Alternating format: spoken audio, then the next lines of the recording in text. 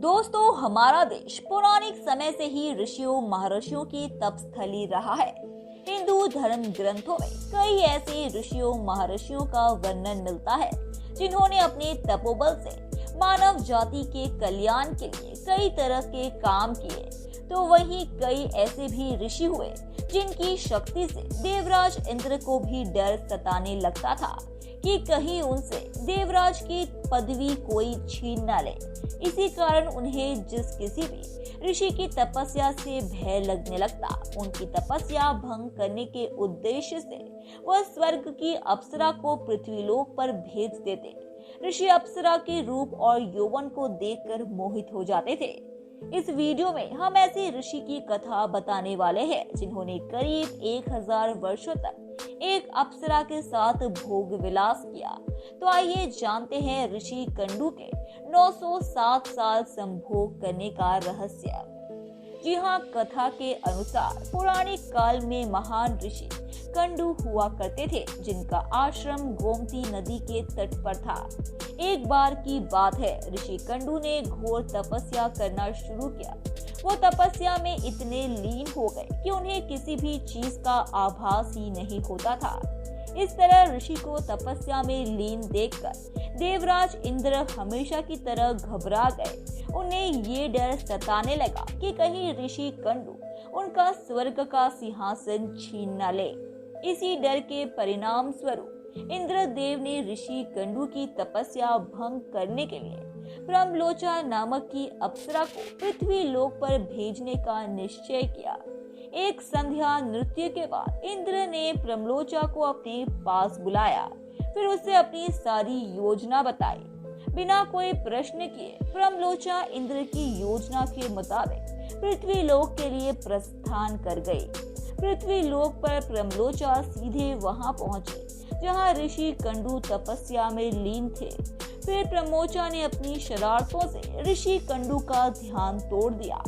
उसके बाद जैसे ही ऋषि की नजर प्रमलोचा पर पड़ी तो वह उसके रूप और सौंदर्य को देखकर उस पर मोहित हो गए। फिर उसे अपने साथ लेकर मंदराचल पर्वत की गुफाओं में चले गए। उसके बाद ऋषि कंडू प्रमलोचा के सौंदर्य में इतने खो गए कि वह कई 100 से अधिक वर्षों तक उसके साथ भोग विलास करते रहे। इसी तरह कई 100 वर्ष बीत गए और जब भी अप्सरा प्रमलोचा स्वर्ग लोक जाने की बात ऋषि से कहती तो वह किसी तरह उसे मना लेते। वो अप्सरा ऋषि के श्राप से भी डरती थी कि कहीं क्रोध में आकर ऋषि कंडू उसे श्राप ना दे दे। उधर महर्षि के काम वासना में लिप्त होने से अप्सरा के प्रति उनका प्रेम नित्य बढ़ता ही जा रहा था। तपस्या पूजा पाठ का त्याग कर दिन रात ऋषि कंडू भोग विलास में डूबे रहते। एक दिन की बात है, ऋषि कंडू बड़ी तेजी से अपनी कुटिया से निकल रहे थे। तभी प्रमलोचा उनके पास आई और पूछने लगी, हे मुनि, आप कहाँ जा रहे हैं? तब ऋषि कंडू ने कहा कि हे भद्र, दिन अस्त हो चुका है, अंत में संध्या पासना करने जा रहा हूँ। अगर ऐसा नहीं किया तो मेरा धर्म नष्ट हो जाएगा। ये सुनकर प्रमलोचा मुस्कुराए बिना ना रह सकी और बोली, हे सब वेदों के ज्ञाता, इतने वर्षों में क्या आज पहली बार सूर्यास्त हुआ है? जो संध्या वंदन नहीं करेंगे तो अपना धर्म नष्ट हो जाएगा। मैं तो आपसे जब से मिली हूँ तब से तो आपने कभी संध्या वंदन नहीं किया है। इस प्रकार के वचन सुनकर ऋषि कंडू बोले, हे भद्र नदी के इस सुंदर तट पर आज सवेरे ही तो तुम आई हो।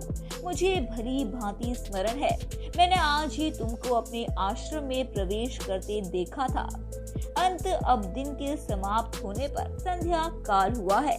मुझे तो लगता है कि तुम मेरा उपहास कर रही हो। तब प्रमलोचा ने ऋषि से कहा कि हे ब्राह्मण श्रेष्ठ, आपका ये कथन सत्य है कि आपके आश्रम में मैं सवेरे आई हूँ, परंतु आज नहीं। जिस सुबह मैं यहाँ आई थी उस समय को तो कई 100 वर्ष बीत चुके हैं। ये सुन महर्षि कंडू घबरा गए। और बोले कि हे सुंदरी, मुझे सही सही बताओ, मुझे तेरे साथ रमण करते कितना समय बीत चुका है। तब प्रमुलोचा ने बताया कि आपको मेरे साथ रमण करते हुए 907 वर्ष 6 महीने और 3 दिन हो चुके हैं।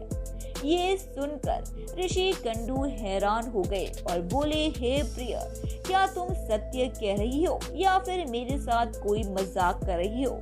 मुझे तो ऐसा प्रतीत होता है कि मैं तुम्हारे साथ एक दिन ही रहा हूँ। तब प्रमुलोचा बोली, हे ब्राह्मण, मैं आपसे झूठ कैसे बोल सकती हूँ, वो भी उस समय जब आप अपने धर्म मार्ग का अनुसरण करने के लिए तत्पर होकर मुझसे पूछ रहे हो। तब ऋषि कंडू ने कहा कि जल्दी बताओ, तुम यहाँ किसने भेजा था? तब प्रमुलोचा ने कहा कि आपकी तपस्या से देवराज इंद्र को डर लगने लगा था और उन्होंने ही आपकी तपस्या भंग करने के लिए मुझे यहाँ भेजा था। प्रमुलोचा के मुख से ऐसे वाक्य सुनकर ऋषि कंडू व्याकुल हो गए और बोले कि धिक्कार है मुझ पर, मेरा धर्म नष्ट हो गया। एक स्त्री ने मेरी बुद्धि को भ्रष्ट कर दिया। इस स्त्री के संग से मेरा समस्त जीवन का तप नष्ट हो गया। इसीलिए हे पापिन स्त्री, अब तू जहाँ चाहे जा सकती है, क्योंकि तुझे इंद्र ने जिस कार्य के लिए भेजा था वह कार्य संपन्न हो चुका है। तूने मेरा तप नष्ट कर दिया है। धन्यवाद दोस्तों, उम्मीद है कि आपको हमारे द्वारा बताई गई जानकारी काफी पसंद आई होगी। इसीलिए ऐसे ही रोचक तथ्यों और रहस्यों को जानते रहने के लिए हमारे चैनल को सब्सक्राइब करें, अपनी प्रतिक्रिया कमेंट बॉक्स में दें, उसे लाइक करें और अपने दोस्तों रिश्तेदारों को भी इस जानकारी से रूबरू कराने के लिए हमारे इस चैनल को ज्यादा से ज्यादा शेयर करें। धन्यवाद।